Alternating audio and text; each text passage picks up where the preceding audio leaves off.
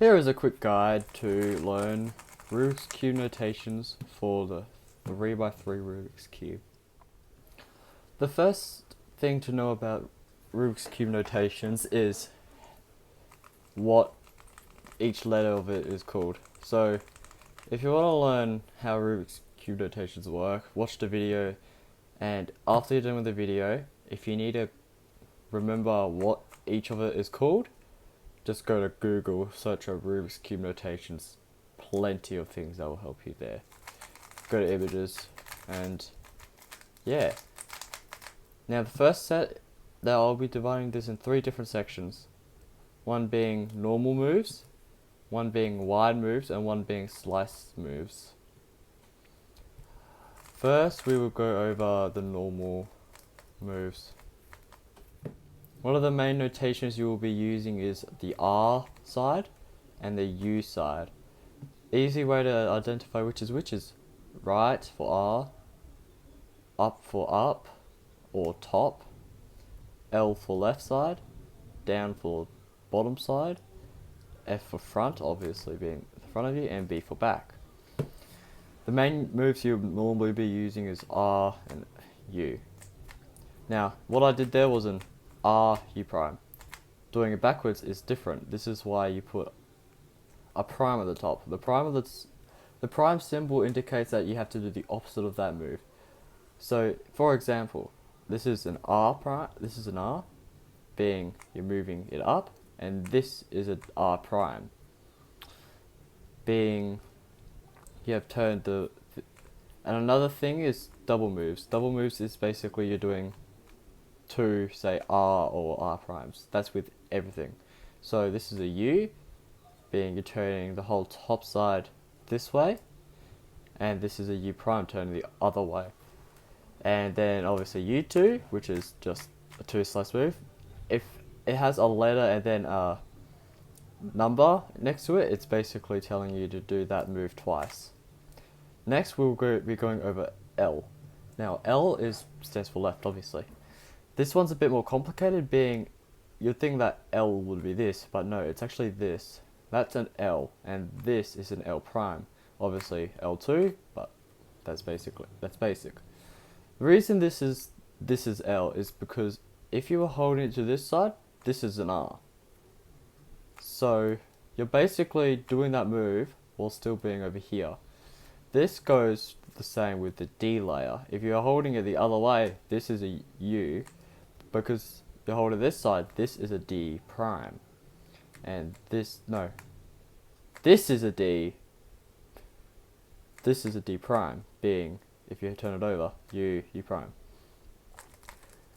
That's very basic. The B turn isn't a very common move in Rubik's Cube notations, but when it's used, it's used. B goes like this, B, and then B prime. F as well, which is F and F prime, and then obviously F2, B2, and yeah. Next is wide moves. Wide moves is when you turn 2 of the layers at the same time. Very basic. A lot of the time it is used in advanced algorithms, but if you're just learning out, just know it so you know for the future. Wide ones are very much the same, but you're adding this middle layer in at the same. Wide moves are normally identified as big RW, with the prime if it's a prime move, opposite, or a lowercase number, so lowercase r. But always identified as wide R, L, U, whatever. Time. These wide moves go as followed. Wide R prime, wide R2, wide R2, wide L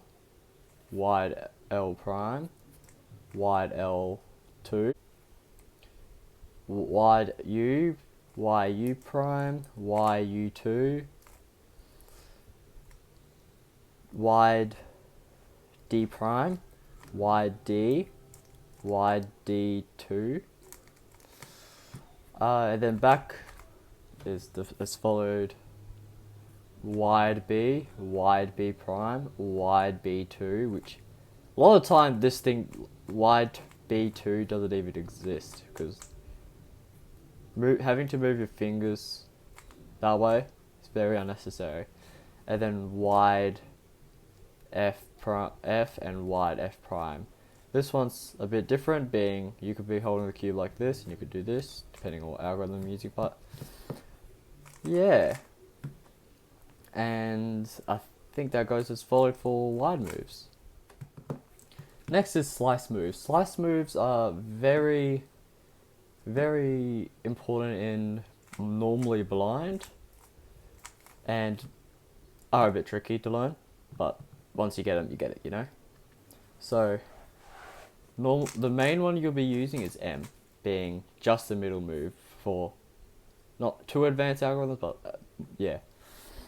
These guys followed M, putting the slice move down, and make sure these two are staying, and when you move it, just do it with your ring finger. Sometimes people do it with this, but whatever you prefer.